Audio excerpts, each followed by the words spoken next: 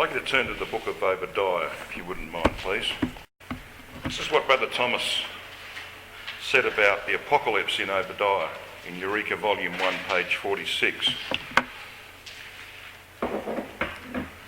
Edom, in the prophecies concerning the restoration of Israel's kingdom in the latter days, is representative of the enemies of Jacob, banded together under the guardianship of Gog, who is then the chief of the house of Esau. Obadiah had a vision of this confederacy occupying a similar relationship to Israel hereafter that Edom did in the typical times of the prophet.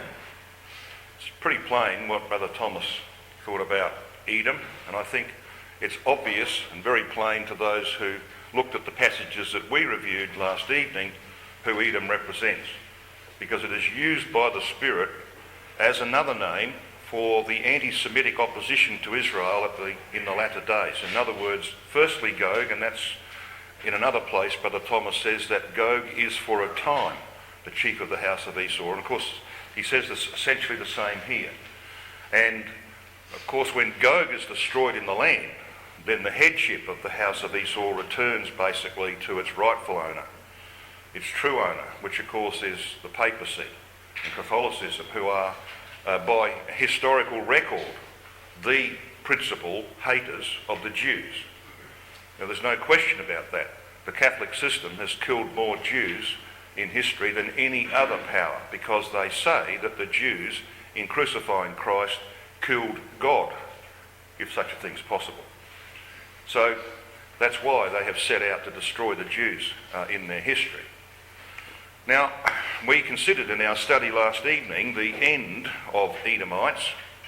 They were prominent in the disaster of AD 70, and they lived up to their true national character of divisiveness and brutality to the very last. And those of you who have read Brother Robert's summary of the events of AD 70, the summary that he gives at the end of the book Ways of Providence, and there are 2 chapters or so there, in which he distills the work of Josephus in relation to the events of AD 70. If you haven't read that, it'll be well worth a read, the last couple of chapters of the Ways of Providence. And you'll see the character of the Edomites displayed there, because they were very prominent in the disastrous events of AD 66 to 70. But with the overthrow of the Jewish state, the Edomites passed completely from history. Nothing more is heard of Edomites in history.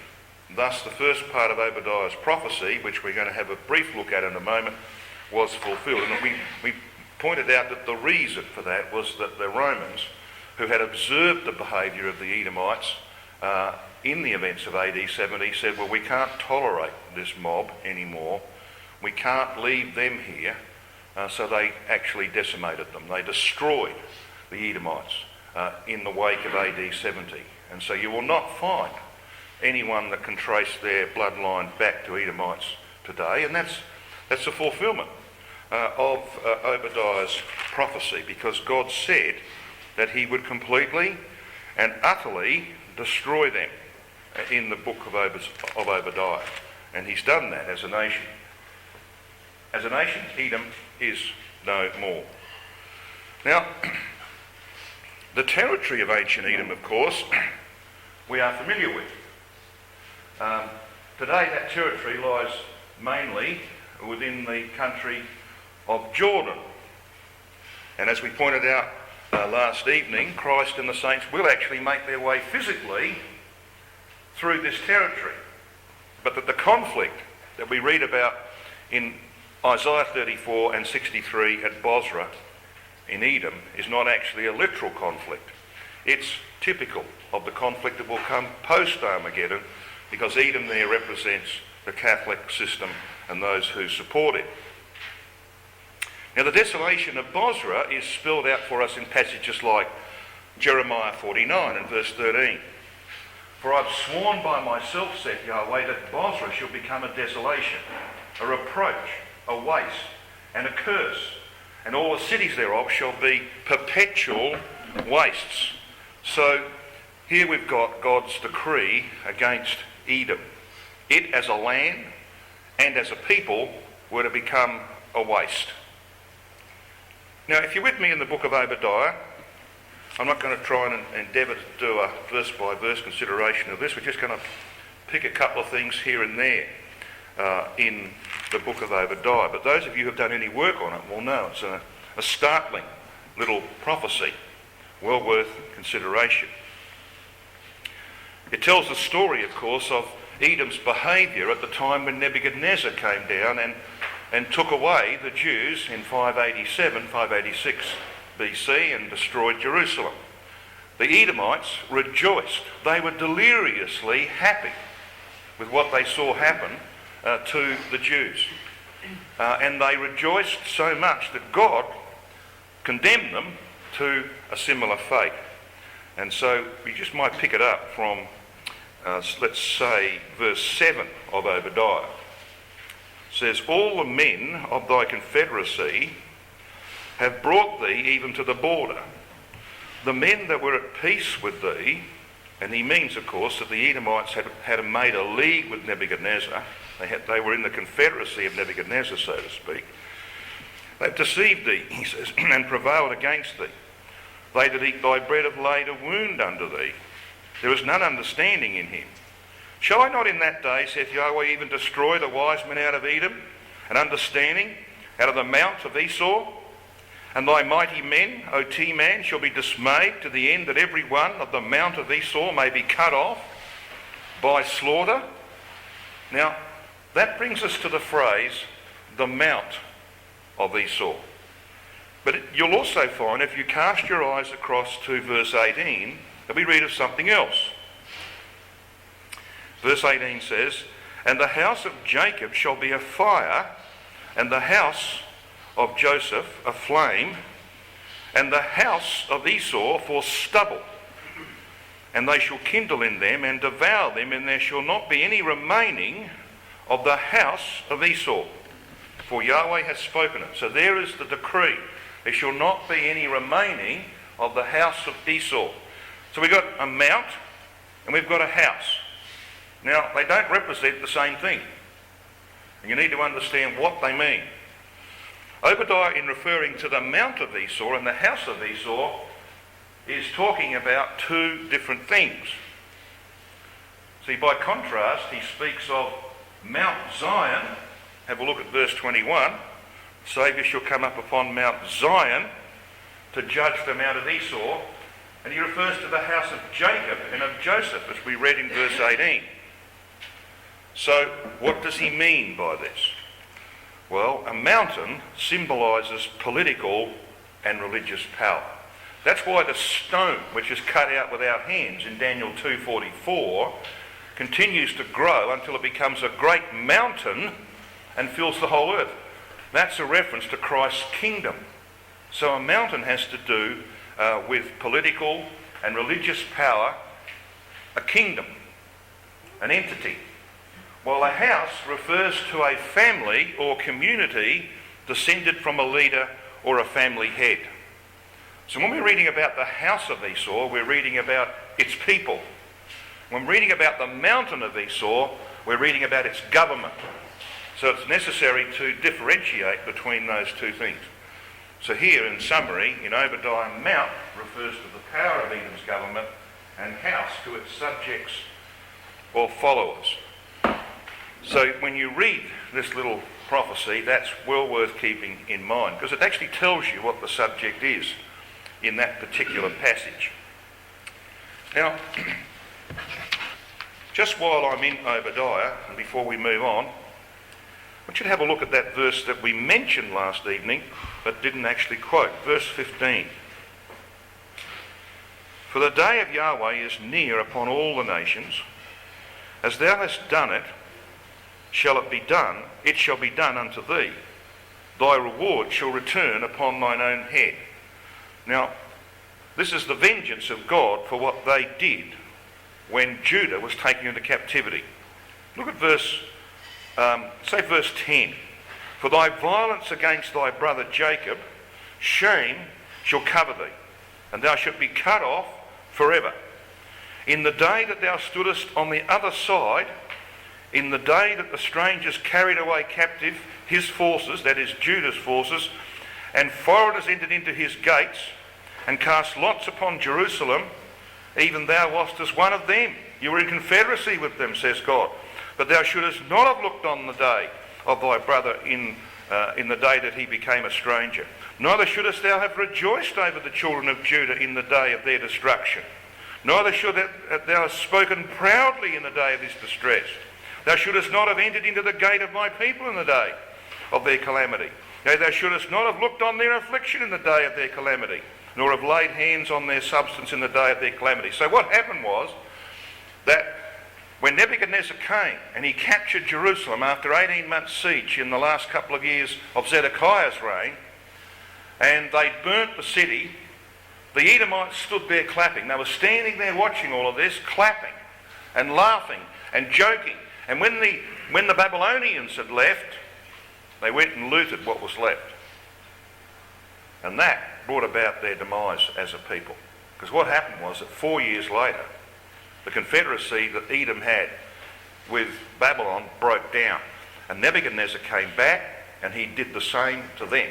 And later on, 40 years later, the rest of them were taken and plonked in the south of Judah in the vacated land. And that, of course, is where Herod the Great came from. A few hundred years later, Herod the Great was born in that region. There were no Edomites left in the land of Edom.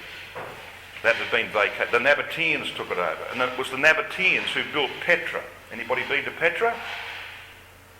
It's quite a fascinating place. But it's not Edomite, it's Nabatean. The Edomites didn't make all those fancy buildings that are there at Petra and all those graves. In fact, there's thousands of tombs, graves there. It wasn't the Edomites, it was the Nabateans. The Edomites, what was left of them, were in the south of Judah. And there, of course, they were cleaned up ultimately by the Romans in AD 70 and beyond. So that's the history of this people. But the reason I read verse 15 is this. Did you notice what it said?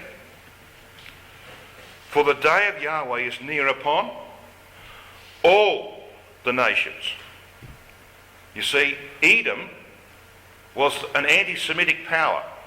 And so God chooses Edom to represent all anti-Semitic powers who will seek the destruction of Israel.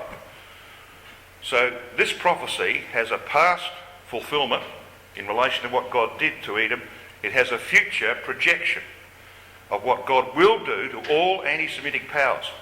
Now, we're going to conclude this session this morning in verse 21. Just have to take a quick glance at it. Verse 21 says this, and saviours shall come up upon Mount Zion to judge the mount of Esau, and the kingdom shall be Yahweh's. Now, it may be useful that if I give the Bible marking notes on Obadiah today, but as an additional thing that you might want to follow up on that as well. But it's a wonderful little prophecy. But you see what that verse is saying? Saviours, that's the saints, shall come up upon Mount Zion, that's post-Armageddon, to judge the mount of Esau, that's the government. The government of Esau. Well, what's that? Post-Armageddon. The papacy. That's Catholicism.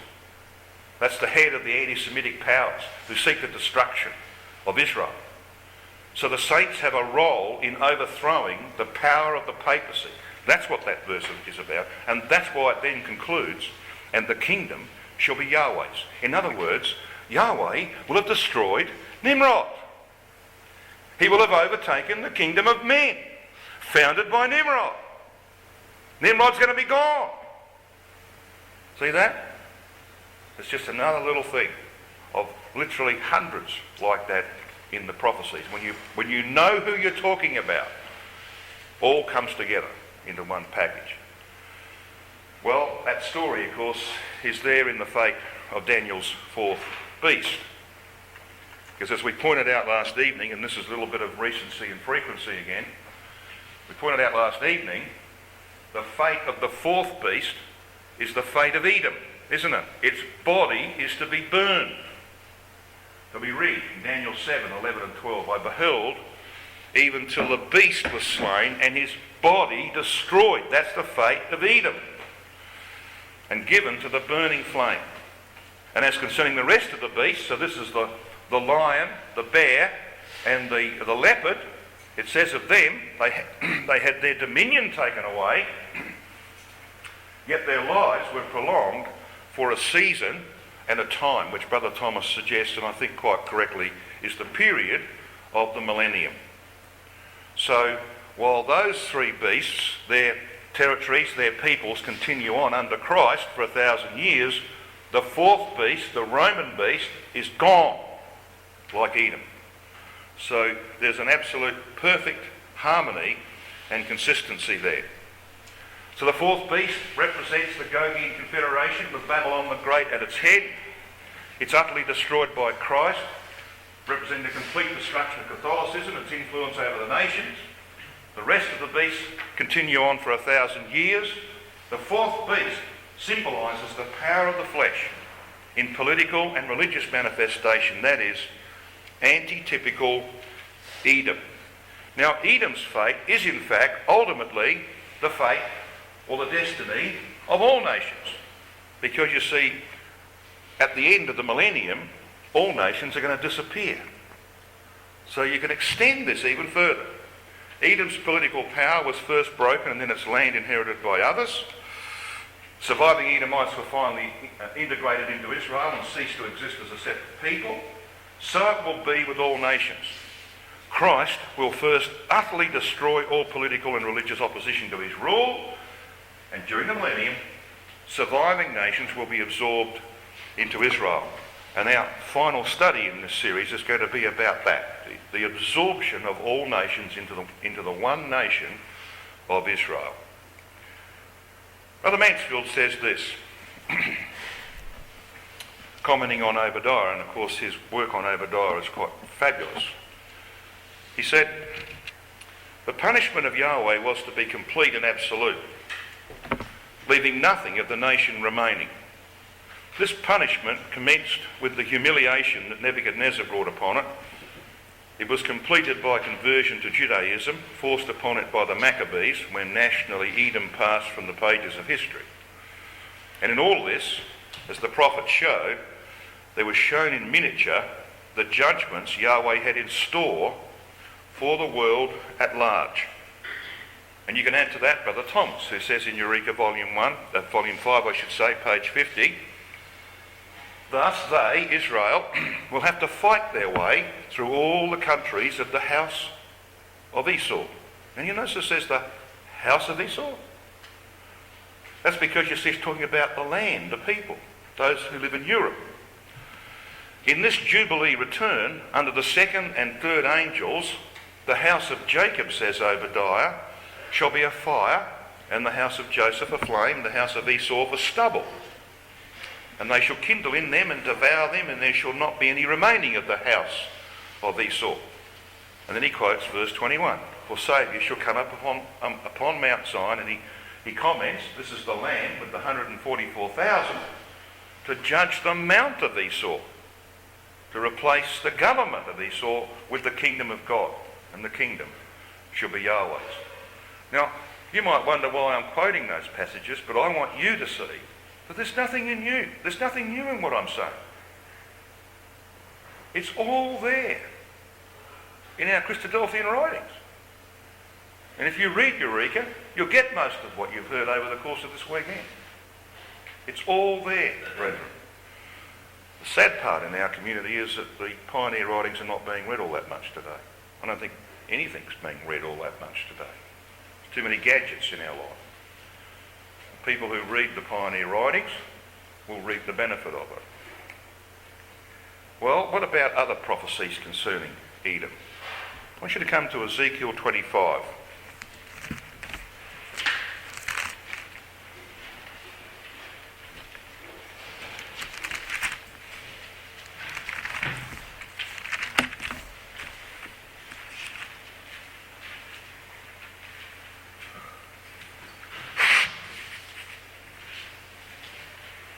Now in Ezekiel 25 and at verse 14 we read this.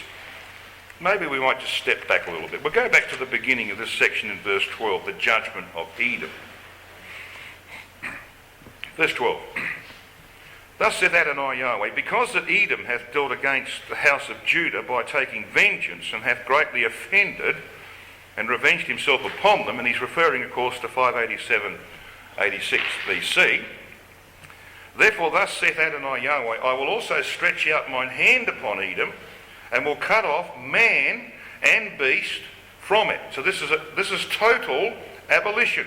And I will make it desolate from Teman, and they of Dedan shall fall by the sword, and I will lay my vengeance upon Edom by, notice this, by the hand of my people Israel. Now, why does the term Israel occur there? When in actual fact he's just been talking about the destruction of Jerusalem and the kingdom of Judah in 587, 586.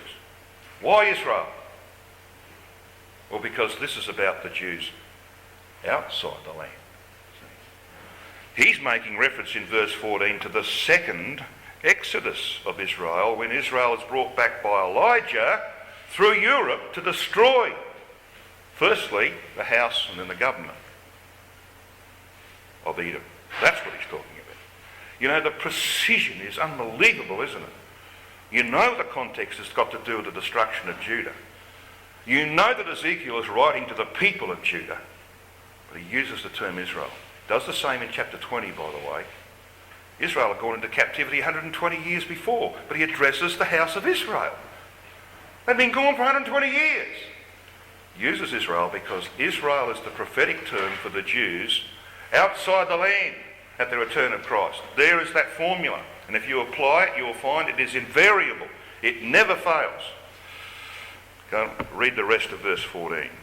And they shall do in Edom, meaning Europe, according to mine anger and according to my fury, and they shall know my vengeance, saith Adonai, Yahweh.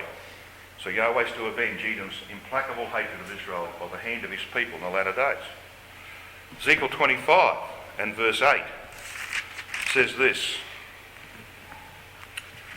Thus saith Adonai Yahweh, because that Moab and Seir do say, Behold, the house of Judah is like unto all the nations. You see, ancient Edom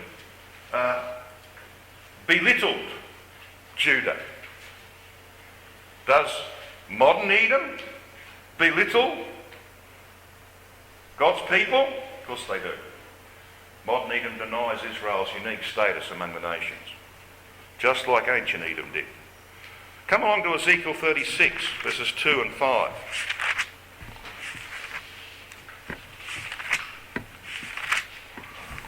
Ezekiel 36, verse 2. Thus saith Adonai Yahweh, because the enemy has said against you, Aha! Even the ancient high places are ours in possession. That's the catch cry of modern Christendom, isn't it? The Pope says that Jerusalem should be an international city, by which he means a Catholic city. So the same thing is said. And of course, when they come and try and capture it, that's their aim, to take the ancient high places, what they call the holy sites of today. What about verse 5 of Ezekiel 36? Therefore thus saith Adonai Yahweh, surely in the fire of my jealousy have I spoken against the residue of the nations, and against all Edom. Okay? Now you know what Ezekiel 36 is about. Is it a historical thing, or is this a prophecy of the future? Well, we know it's a prophecy of the future. And it's in that context that God uses the name Edom. What about Ezekiel 35, the previous chapter? Ezekiel 35, verses 1 to 5. Let's read it. Moreover, the word of Yahweh came unto me, saying, Son of man, set thy face against Mount Seir, and prophesy against it, and say unto it, Thus saith Adonai Yahweh, Behold, O Mount Seir, I am against thee, and I will stretch out mine hand against thee, and I will make thee most desolate. I will lay thy cities waste, and thou shalt be desolate, and thou shalt know that I am Yahweh, because thou hast had a perpetual hatred. They're anti-Semitic. And hast shed the blood of the children of Israel by the force of the sword in the time of their calamity. They did that back in 587, 86 and so on. In the time that their iniquity had an end. So you see, God is against Edom. And in verse 14, you read this. Thus saith Adonai Yahweh, when the whole earth rejoiceth, I will make thee desolate. You ever thought about that? Ask yourself the question, when the whole earth will rejoice. When's that? The kingdom age, right? When the kingdom's established, I'll make Edom desolate. So this is a latter-day prophecy, isn't it? It had its fulfilment when the Edomites were destroyed by the Romans in AD 70. The land of Edom is a desolation. Yes, true. Bosra is a desolation. I've been there, I know. But actually, this is a latter-day prophecy. This is still yet to be fulfilled. Yahweh will destroy and desolate Edom when the whole earth rejoiceth. And so he says in verse 15, as thou didst rejoice at the inheritance of the house of Israel because it was desolate, so will I do unto thee. Thou shalt be desolate, O Mount Seir. What's he talking about? Destruction of the papal systems. The mount, the government of Edom. And all Edom, even all of it, and they shall know that I am Yahweh. Can you see a consistency and a harmony in everything that we've been saying thus far, in all of that?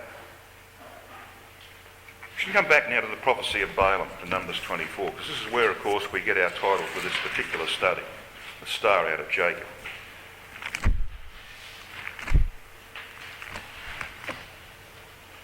Numbers chapter 24.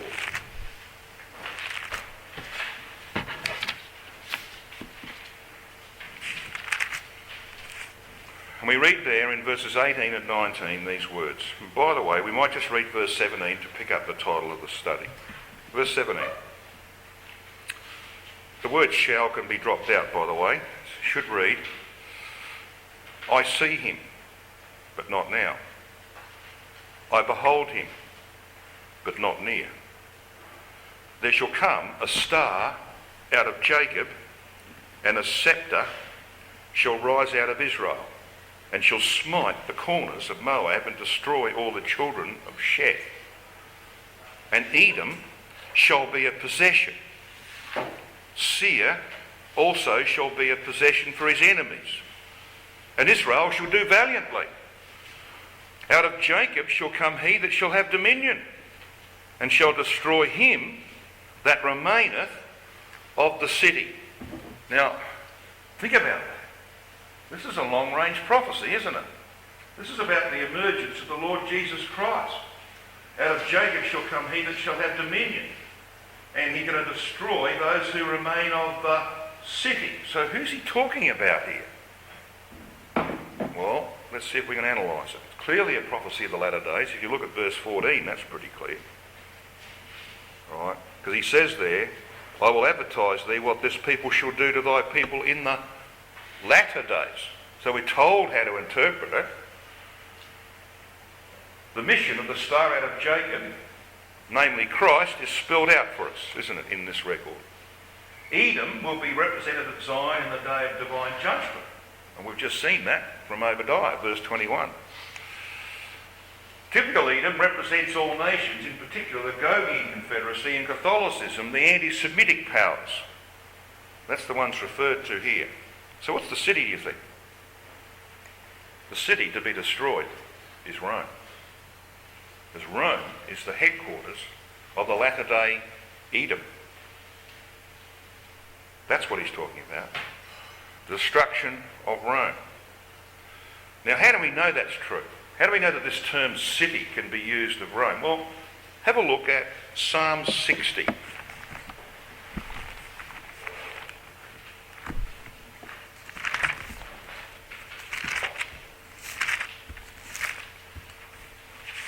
Now, we briefly referred to Psalm 60 at the end of one of our studies a day or two ago.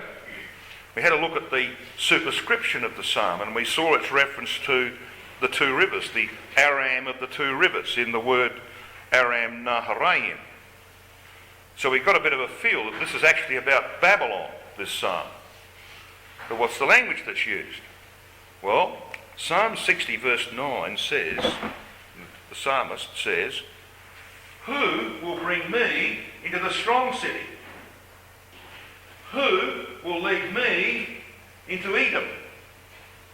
Now there are two places where this language is used, because Psalm 60 verses 5 to 12 is matched by Psalm 108 verses 6 to 13.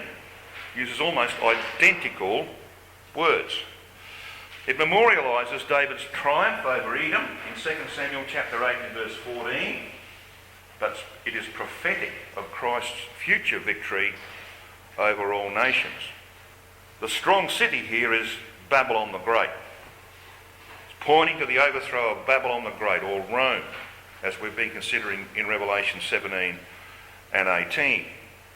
The city is identified with Edom because Edom represents all anti-Semitic nations led by Catholicism.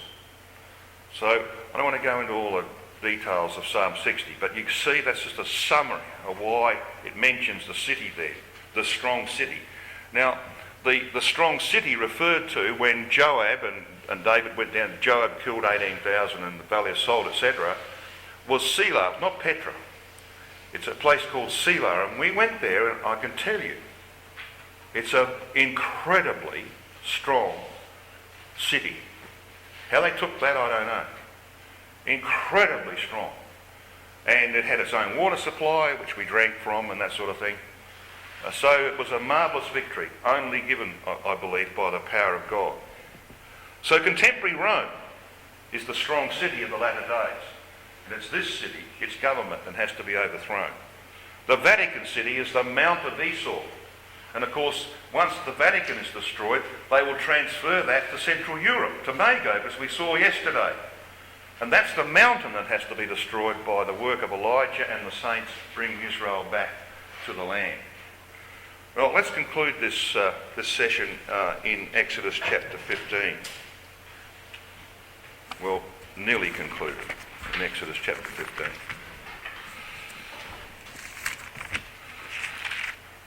I'm sorry for the haste, brethren, but I'm conscious that we have to keep to time. I know there's a lot of information, but it can be followed up later on. Exodus 15. It's a song for the future. We know that. This is the song of Moses, sung, of course, after the victory over Pharaoh and his host in the Red Sea. But it's about the future. You're only going to look at verse 13, 16, 17, 18. None of those verses were fulfilled in the past. Yahweh will yet be revealed in his Son as a man of war. Exodus 15 verse 3 talks about Yahweh is a man of war. Yahweh is his name. Revelation 19 verse 11, of course, speaks about Christ in that role, riding upon a white horse, going forth to war. The Song of Moses, we know, will be sung by the saints after their victory over Babylon the Great in Revelation 15 verse 3, won't they? You know, I saw the glassy sea, or a sea like glass, tranquil, the peace of the kingdom. But it says it had been mingled with fire. The judgments have just passed. And what do they sing? They sing the song of Moses and of the Lamb. So this song and Deuteronomy 32 are going to be sung again. Exodus 15 is the basis of Psalm 118, which is a psalm about the subjugation of the nations and the establishment of the kingdom. Now, I'm not going to take you to Psalm 118, but you can make your own comparisons. You know, talks about Yahweh riding valiantly and so on. The language is drawn from Exodus chapter 15. In verse 15 of this chapter, we read of the dukes of Edom. It says, "Then the dukes of Edom shall be amazed. The mighty men of Moab, trembling, shall take hold upon them. All the inhabitants of Canaan shall melt away." So who are the dukes of Edom in this context, given that we know that this is, has a future relevance? Who are they? Well, Micah 7 verses 16 to 17 identifies them as the nations who are confounded with all the might of Israel as they make their way back to the land under Elijah. And it says, by the space of the time that you were in the wilderness of old, so will I show my power in you amongst the nations, and they will be confounded. So it's all the nations that are confounded by Israel as they come back to the land under Elijah. The word amaze, the dukes of Edom shall be amazed, is bahal. It means to tremble inwardly, to be alarmed and agitated. It's the word used of Gog in Daniel 11:44, king of the north, when it says that tidings out of the east and out of the north shall trouble him. That's the word. The dukes of Edom shall be amazed. And the Song of Moses to be sung again, as we've pointed out. But note the context of Revelation 15, which we're not going to turn to. And the context of Revelation 15 says, for all nations shall come and worship before thee. It's pretty clear, isn't it? It's pretty clear who Edom represents. So let's conclude by reminding you again of the content of Obadiah. Saviours shall come up on Mount Zion to judge the mount of Esau, and the kingdom shall be Yahweh's. This word saviours in Obadiah verse 21 is Yasha. If you know where that appears. Yahshua. Right? Yahweh's saviour. So here are the emissaries, the agents of Yahshua. They too are saviours. They have been involved in the salvation of Israel. And it's the salvation of Israel that is their work in the destruction of the mount of Esau. So here we've got the work of the saints, particularly the work of the saints in relation to the second Exodus. Their mission is to destroy the mount of Esau, the political power of all anti-Semitic nations, starting with Gog, finishing with the Catholic beast over a period of 40 years. Obadiah 21 is mirrored, of course, in Revelation 14 verse 1 and the remainder of that chapter.